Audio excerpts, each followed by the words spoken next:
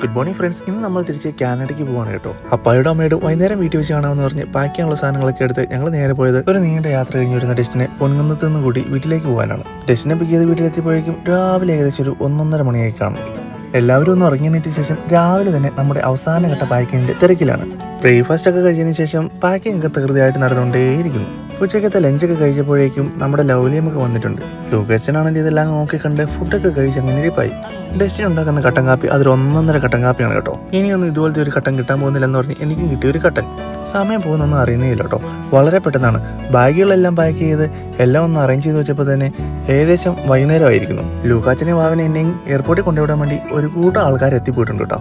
ഈ സമയത്ത് എൻ്റെ മനസ്സിൽ കൂടെ ഓടി വന്നത് ദൈവമേ എങ്ങനെയായിരിക്കും എയർപോർട്ടിൽ നിന്നും ലൂക്കാച്ചനെ പിടിച്ചുകൊണ്ട് ഇവരുടെ എല്ലായിടത്തു നിന്നും പോകുക എന്നായിരുന്നു. നാട്ടിൽ വന്ന് എൻ്റെ 1 മാസത്തെ വെക്കേഷൻ ഞാൻ എൻ്റെ ഫാമിലിയുടെ കൂടെ ഒപ്പം മാത്രമായിരുന്നു കേട്ടോ. പാവയുടെ വീട്ടിലും എൻ്റെ വീട്ടിലോട്ട് മാറി മാറി നിന്ന് ആ സമയങ്ങളൊക്കെ വളരെയധികം എൻജോയ് ചെയ്തു.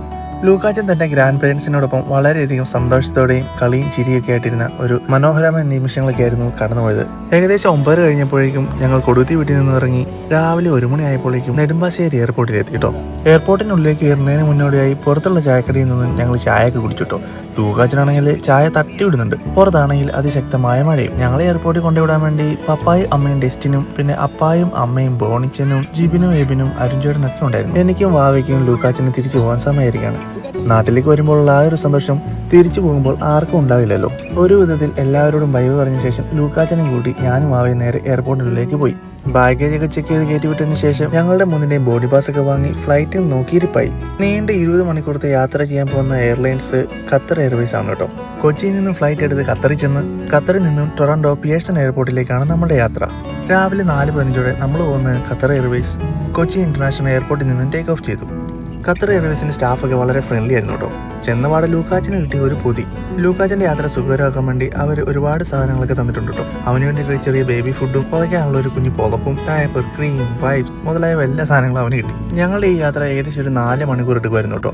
ഈ ഒരു യാത്രയിൽ ലൂക്കാച്ചൻ വലിയ അലമ്പൊന്നും കാണിച്ചില്ല. അവനാണെങ്കിൽ ഇരുന്ന് ഉറങ്ങുകയൊക്കെ ചെയ്തു. ഏതാനും മിനിറ്റുകൾക്ക് ശേഷം നമ്മൾ ലൂക്കാച്ചനെയും കൂട്ടി ഖത്തറിൽ ഇറങ്ങാൻ പോവുകയാണ്. ഏകദേശം ഖത്തറിലെ സമയം രാവിലെ 7 മണിയായപ്പോഴത്തേക്കും ഞങ്ങൾ ദോഹ ഇന്റർനാഷണൽ എയർപോർട്ടിൽ എത്തിച്ചേർന്നു.